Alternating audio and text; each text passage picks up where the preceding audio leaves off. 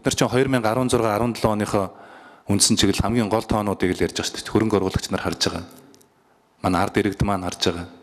Бизнес эрхлэгчид маань харж байгаа. Бизнесийн төсөөллүүдээ ер нь яг зөв хийж байгаа юм уу? Хэр зэрэг бодиттой хийж байгаа. Валютын ханшийнхаа төсөөллийг зөв хийж байгаа юм уу? Ер нь ажилгүйдлөө яаж бууруулах гэдэг ингээд эн чинь 3 сая иргэнд л хамаатай тоонууд яриад байгаа учраас бид нар энэ тоонууд дээр жахан хариуцлагатай хандъя л гэж. Тэгээд яг ингээд нөгөө үндсэн чиглэл боловсруулдаг нэг аргачлал гэдэг юм чи өнөөдөр хүртэл байхгүй байна гэдээ бид нар ч олон жил ярьлаа шүү дээ. Тэгээд түрүү 2014 оны үндсэн чиглэлийг ярихад бид нар улсын их хурлын тогтоол батлуулъя. Ер нь нэг юм аргачлалтай болъё. Яаж төлөвлөдөг болох юм? Яаж хэрэгжүүлдэг болох юм? Хэрэгжилтэнд нь яаж хяналт тавьдаг болох юм? Хариуцлагын ямар тогтолцоонууд бий болох юм гээд маш юм системтэй ийм л тогтолцоолоо шилжил гэсэн ийм саналтай байгаа юм л да. Нэгдүгээр.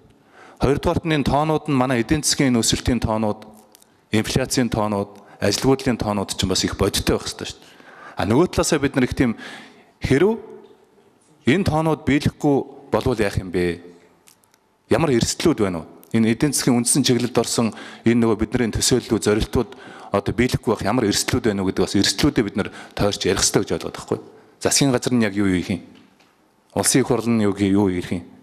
Тэрнээс биш одоо нөгөө Чимдгааны хэлсэн үг байгаа шүү дээ. Нөгөө хин өндөр дуутаа нь одоо дийлдэг нэг ийм парламент болчиход байна гэж. Парламент бол Монгол бүхийн барилдаан биш шүү гэж.